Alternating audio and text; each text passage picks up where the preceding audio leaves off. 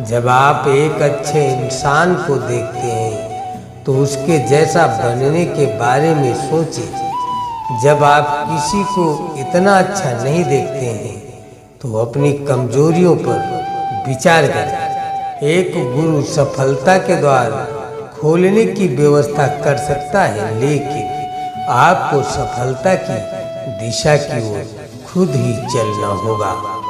जो जाता है वही वापस आता है। ईर्ष्या करने वाले दूसरों के लिए तकलीफ दे, लेकिन खुद को भी पीड़ा देते हैं। यदि आप दुनिया को एक अच्छी चीज देते हैं तो समय के साथ आपके कर्म अच्छे होंगे और आपको अच्छा परिणाम मिलेगा। जो व्यक्ति मूल रूप से स्वभाव से दुष्ट है वो हमेशा पूर्ण कर्मों से विमुख रहेगा। वो हमेशा बुरे कर्मों में लगा रहता है।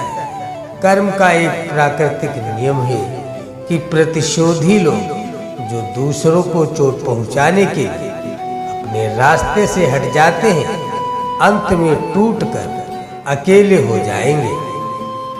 हमेशा कर्म में विश्वास रखो, अपना सर्वश्रेष्ठ दे, दृढ़ विश्वास के साथ स्वयं के स्वामी बने, अपनी किस्मत खुद तय करें। कर्म का समय होता है, आपको हमेशा नजर रखनी होगी।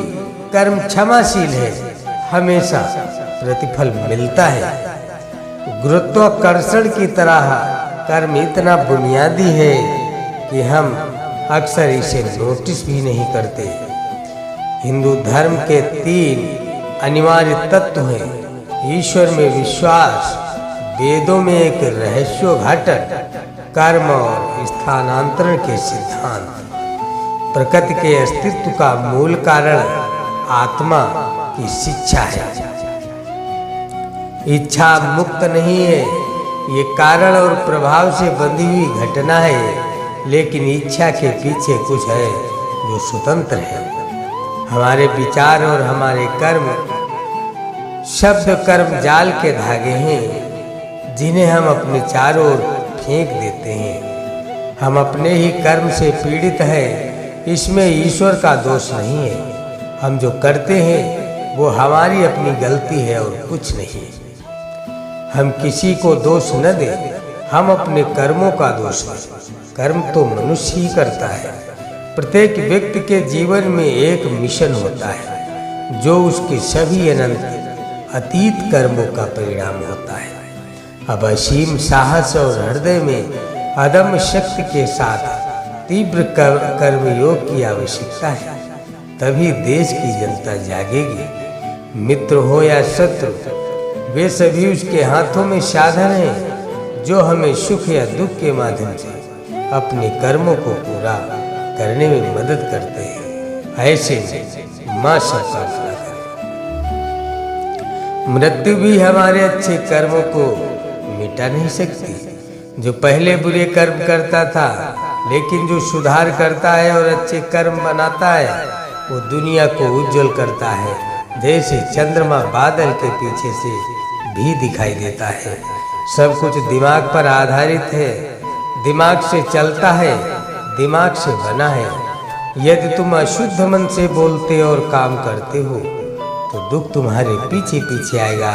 जैसे बैलगाड़ी के पहिए बैल के पदचिन्हों पर चलते हैं। जैसे कोई फूलों के ढेर से ढेर सारी मालाएं बना सकता है, वैसे ही मनुष्य को जन्म और मृत्यु के अधीन अपने आप को बहुत अच्छे कर्म करने चाहिए। जब कार्रवाई कुछ नहीं से निकलती है तो कोई कर्म नहीं होता है। कर्म का योग ईश्वर है। मेरे विचार से मेमने का जीवन मनुष्य से कम कीमती नहीं है। ये प्रकृति की कृपा है कि हम पिछले जन्म को याद नहीं करते हैं। अगर हम यादों का इतना बड़ा बोझ ढोते तो हमारा जीवन एक बोझ बन जाता।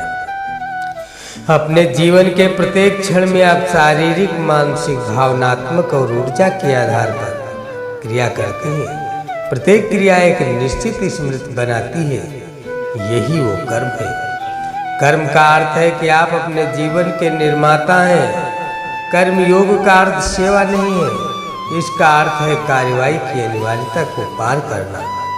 कर्म ही तुम्हारा अस्तित्व और तुम्हारा बंधन है, और यदि आप इसे सही तरीके से संभालते हैं तो आपकी मुक्ति भी हो सकती है।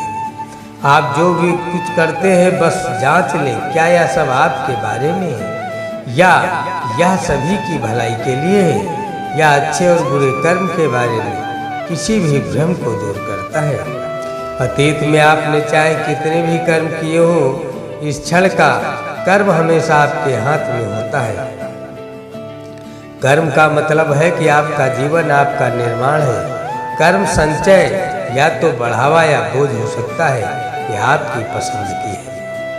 आप जो भी शारीरिक गतिविधि करते हैं, यदि आप इसे भागीदारी और आनंद के साथ करते हैं तो आप एक कर्मयोगी हैं। चेतन क्रिया से कर्म नहीं होता, प्रतिक्रिया होती है। कर्म कुछ प्रवृत्तियों के माध्यम से कार्य करते हैं, लेकिन थोड़ी जागरूकता और फोकस के साथ आप इसे एक अलग दिशा में आगे बढ़ा सकते हैं। आपके जीवन का हर पल और आपके आसपास होने वाली हर चीज किसी न किसी पिछले कर्म का परिणाम है। केवल मानव जीवन में कर्म से मुक्त होने की क्षमता है, और कर्म से मुक्त होने के कुछ ही लक्ष्य हैं।